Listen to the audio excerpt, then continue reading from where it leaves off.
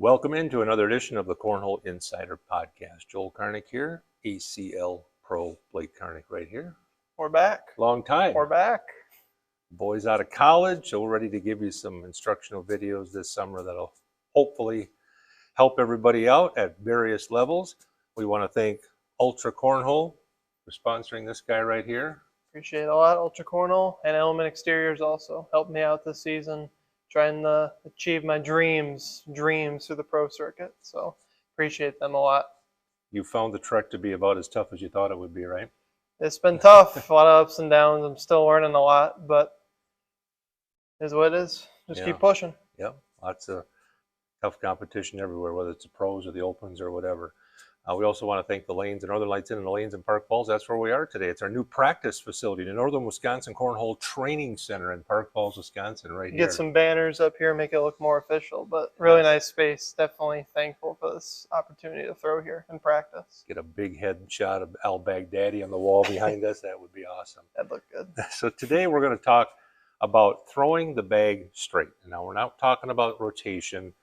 All we're talking about today is your landing spot on the board. We've talked there's other videos about spinning the bag, and that's something I think individually that people have to figure out, the spinning part. Again, there's videos to do that. But today, we're just going to talk about what we always say to each other. What do we say? First thing is, keep it straight.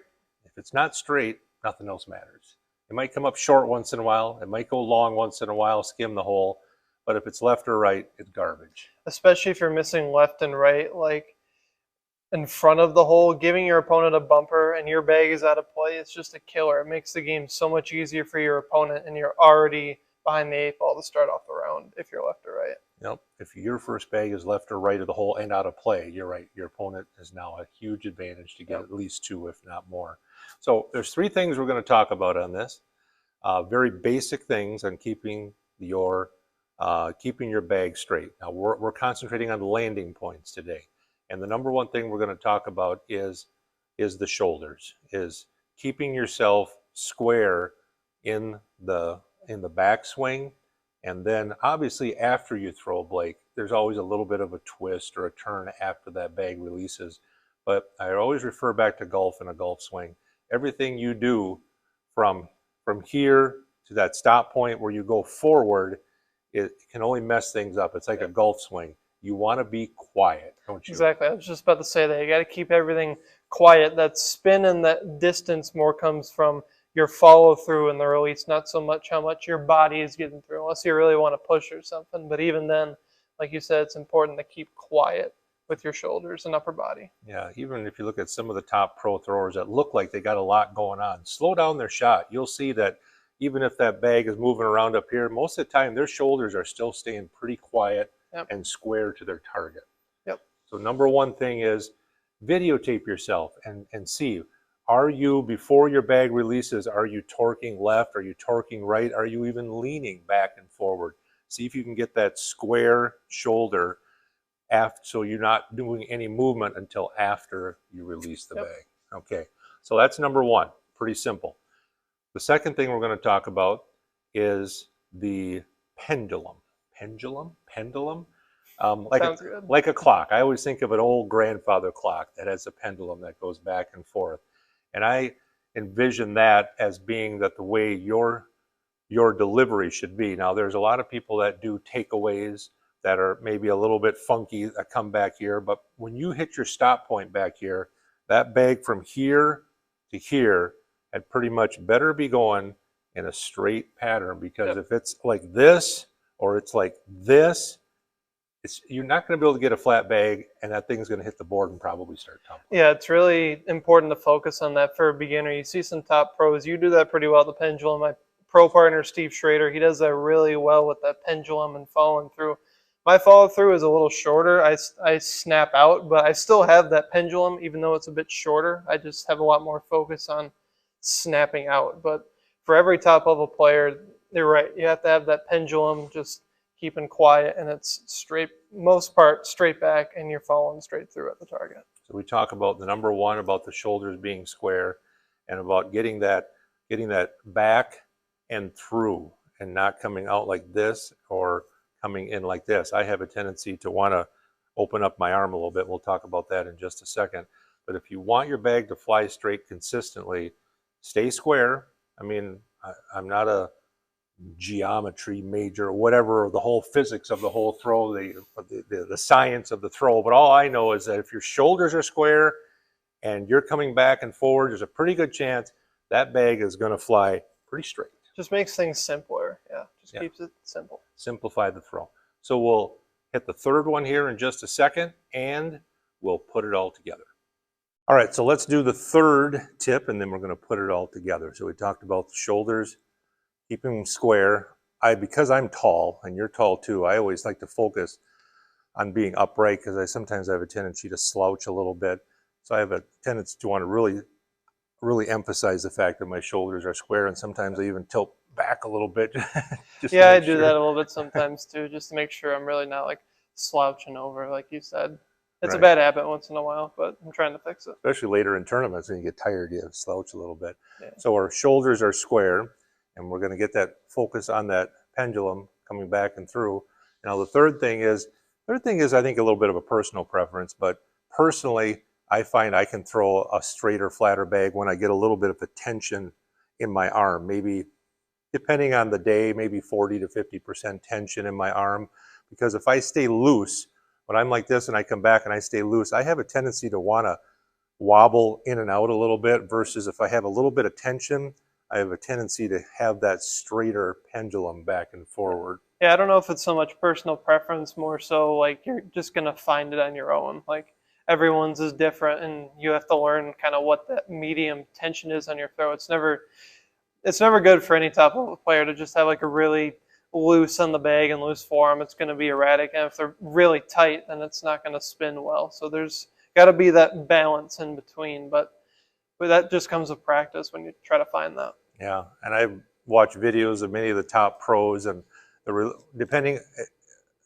release sometimes varies. Some come like this, and some are more like this. But what's pretty consistent is that there's a straightness here and a tension, whether it's an open or like this, where they get that consistent back and forth. You just can't be fluttering when you're in your backswing. Yeah, there's just got to be consistencies, like you said. Yeah, just a little bit of flutter sometimes that just causes it so inconsistent. Okay, and again, what we're focusing on today, Blake, is the landing point on the board.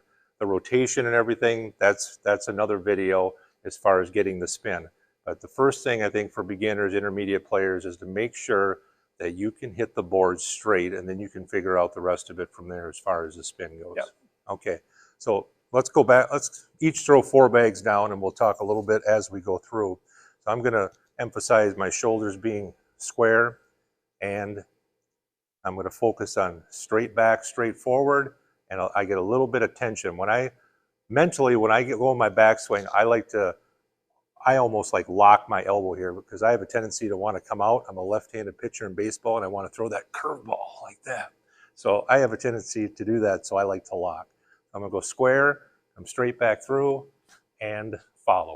Okay? I threw it straight, hit the left side of the board. Straight at the left side. I was really focused on my shoulders there. I wasn't really thinking about the throw. So let's see if Blake can do it better here. I'll do my thing, just shoulders square. I'm going to try to focus on that follow through the pendulum. Okay. Just a little hot. It is right there. Again, square, straight back. I'm a little bit tight. And I come straight through. Landing point.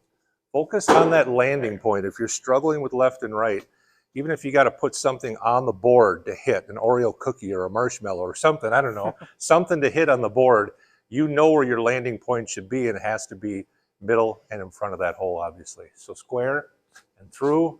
A little bit left on that landing And sometimes point. depends on the bags you're throwing too. Like I'm throwing a pretty sticky bag, Ultra Mojos. He's throwing Viper R's. His are a little faster, so his landing point might be a little different than mine. But like I said before, you'll keep learning where you got to land, and just all those little details when you keep practicing and keep playing the game. So throw my third one here. I want to end one on my last throw. That'd be fun. Again, square. I'm really going to focus mentally on straight down, straight through. A little bit of tension in my arm. Comes through, goes in the hole. Nothing to it. Same thing applies on airmails, just throwing it a little farther, releasing it a little later. I'm going to try to and one that Viper R. Oh, it's you a little went in. short. A little short. So again, Blake, the emphasis here, if you're having problems left and right, forget about what it's doing when it hits the board to start with. Let's hit that landing point first. Let's get that bag to hit where it should be first of all. Then when you get a little consistent at that, then you can say, okay, what am I doing now to get proper rotation on the bag? Yeah. Because I think sometimes people get obsessed with the rotation before they get the accuracy down. But if, like we said before, Blake, if you ain't straight, nothing else matters. Yep, just comes to practicing more, and that feeling out of your hand, you'll know when it's feeling good and straight. Every single player is trying to work on that and keeping that consistent feel in their hand. I mean, Yep. it's just, it takes time, and everyone's working on it. Just video yourself on your camera, square shoulders, straight back, straight through, as much tension, play with that tension, and get straight through, and I guarantee you, you'll get a straighter bag, and the rest of it will come. Something for kind of mid the upper level players, that if you're struggling keeping it straight, something I do sometimes, I'm struggling, I throw fast side a lot in practice. That way I'm not getting much forgiveness on it. So if I'm a little left, a little right in my fast side, I'm going to miss. So I got to be really focused on throwing that bag straight. And that's kind of training for when you get that sticky side, then you're like, oh, well, that's a lot easier. I got a lot more forgiveness. So that's just one way to kind of work on keeping it down the middle if you're struggling and have that flat bag. And another tip that your partner, Steve Schrader, told me when we were in Kansas, we were talking about practicing, and he said, I'm only happy in practice when my bag goes straight in the front of the hole.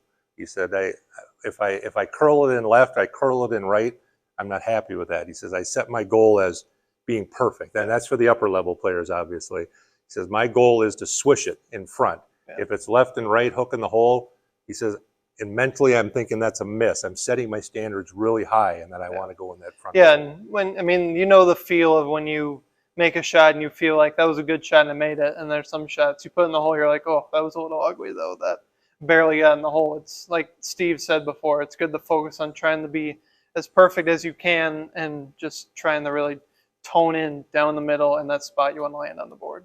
All right, feel free to comment, hit subscribe. Let us know if there's tips that you find helpful for the lower intermediate players to starting out to keep that bag straight.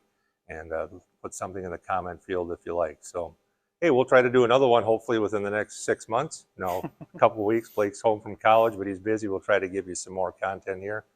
Thanks for letting us infringe on your practice time here, Blake.